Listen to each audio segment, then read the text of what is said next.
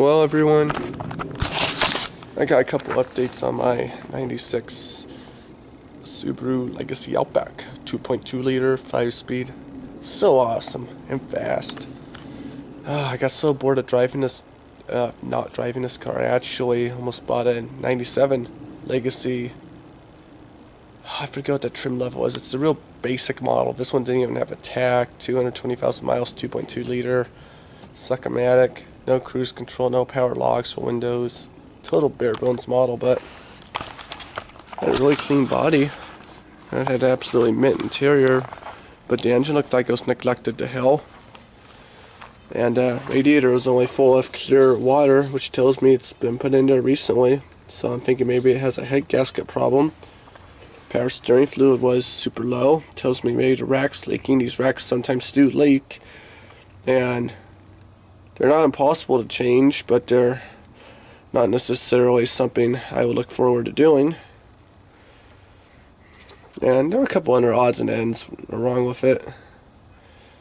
He wanted $1,200 for it, but I'm probably not going to get it. We'll see, though. We'll see. Where was I? Oh yeah, stuff I've done to this thing, and a reason why I think the clutch blew up. It was not the transmission, I don't believe. It could have been, but I don't think it was. Judging by the new evidence I found within the last couple days. I like these wheels. I need to go online or go to a junkyard and get a fifth wheel just like this for the spare tire. So I have a full-size spare. Needs to be the same size because it's all-wheel drive though. Kitty.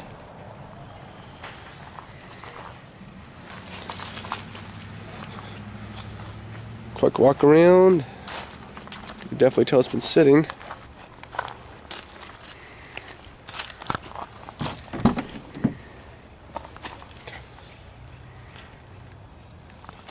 Oh, I love this car.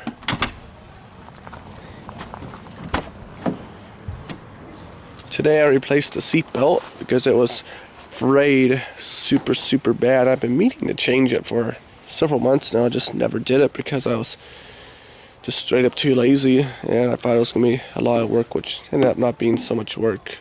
It was actually a lot easier than the junkyard car I got the seatbelt off of. I probably should have cleaned up the seatbelt a little bit because it is a little grimy. The car was a total piece. The seatbelt's from a 99, I believe, Legacy L, 2.2, 5-speed.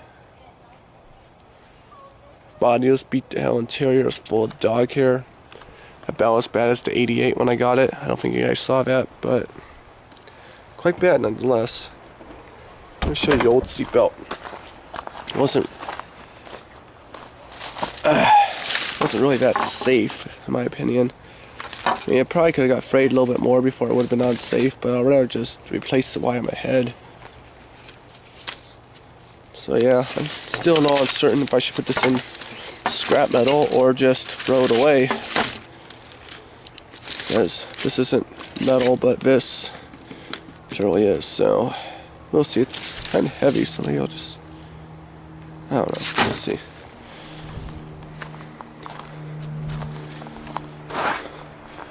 Yesterday I bought a new engine computer because I believe that's the reason why the check engine light's coming on for the catalytic converter when the catalytic converter is working just perfect. I think when I got it small, it was putting out absolutely nothing out the tailpipe, which is kind of amazing for how old this car is. I mean, it's putting out zeros. I mean, it's just running that good. So I did find out though that the computer's from a 2.5 liter, not a 2.2, and well, I kind of thought it was a 2.2 because I thought all the 96 Legacies that denied the hood scoop were a 2.2 liter, and the ones that had a hood scoop were the 2.5. So maybe I was wrong there. It was also automatic, so that means it had an EGR valve, but I found out that they used those computers with automatics and stick shifts, and most of the stick shift Legacies did not have an EGR valve, so we'll see.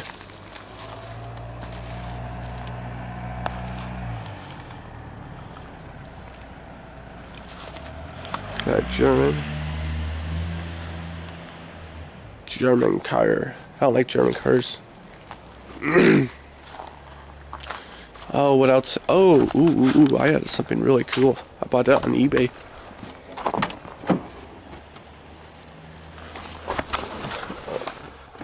Stick shift, I love it.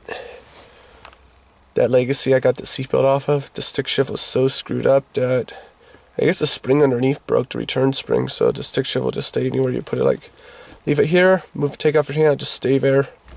Don't go to the center like this one does. Piece of crap, I wouldn't buy it.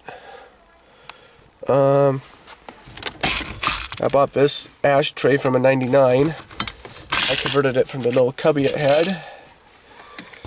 The cubby itself,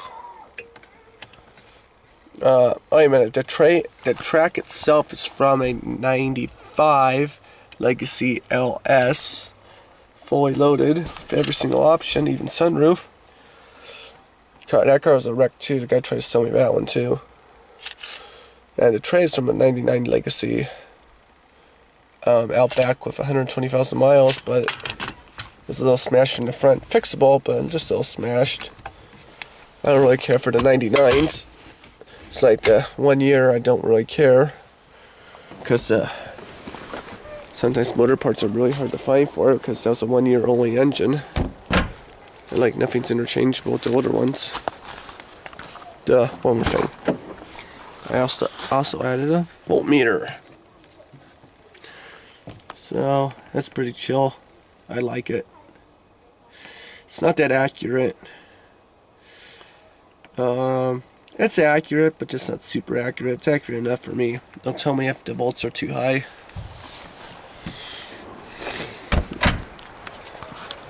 And now, the reason why the clutch, I think, blew up. It was not the transmission. The transmission, don't get me wrong, was bad. It was making noise. Every time I changed oil, like every 5,000 miles, trying to flush out all that bad stuff in there, it was still coming out silver and gray. And it was popping out of fourth gear a couple weeks before it broke. And the tranny's just gone. If I'm going to take the transmission off, I want to put at least a good one on.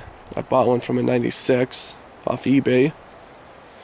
It's sitting in the trunk of the Mercedes right now, right next to the original transmission. So I can't wait to get this thing done. But I think the reason it broke was because the clutch descent cable, whatever the fuck that does, was broken. And I noticed after I bought this other one, I put it on a couple days ago, when the clutch is pressed in, the clutch works at a totally different angle. So I'm thinking the clutch fork might have, it's being pressed in at the wrong angle over 10,000 miles the whole time, depending on when it's broken. Maybe 10,000 miles at the most, but I think that's what blew up the clutch. Plus, it was a crappy clutch anyways. It was the Sachs. I'm getting a much better quality clutch this time. I'm going to spend a little bit more money and get something that'll last longer. So, anyways, when I get my tax refund money, I'm going to start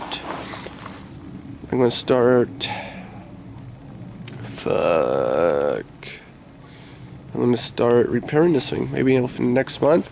This thing should be street legal. I'll be cruising around to this thing again. Oh, that's gonna be awesome. I miss driving this car. Oh yeah, another thing I did was I noticed there was another place for a horn. So I bought another horn on eBay. I installed it. And now I have two horns instead of one. Now it's a slightly different pitch, so it actually sounds kind of good between the two. I like it. The horn's my favorite feature of the whole car sometimes, depending on how it sounds. I believe that's all though. And I'll try to make a video when this thing, on the first test drive of it. That's gonna be nice. Probably won't be any videos of putting it together because it's just too much work. So yeah. Over now, guys. Oh yeah, there's one more thing I did to this thing. This is actually right before it broke, but I never said anything about it. Was the clock spring underneath the steering wheel broke. Yeah, oh my god, it broke. That sucks, because that means the horn worked fine, but cruise control didn't work. That was for maybe 5,000 miles. The cruise control didn't work. The airbag light was on. I didn't care about the airbag light, but I really missed the cruise control. So, like 2 weeks before 2 weeks before the tranny blew up, I bought another clock spring. First one was from a 99 that the ashtray actually came from, but ended up having different plugs. The airbag plug on this car only has 2 plugs, or 2 prongs, and the 99s I guess had 3 prongs. Oh well. So I took it back. I got one off at 95. That was the closest I can get. I didn't have any 96s at the yard. 96s or 97s, which is the clock spring. You know, that's the clock spring I needed. It was a 96 or 97, but they didn't have one, so I just settled for a 95. Had the same plugs, so I slightly modified it. The steering wheel's a little stiff at first, but let's just say it all works perfect now. Oh, I'm so awesome. Yeah, right, Turtle? I'm just that good.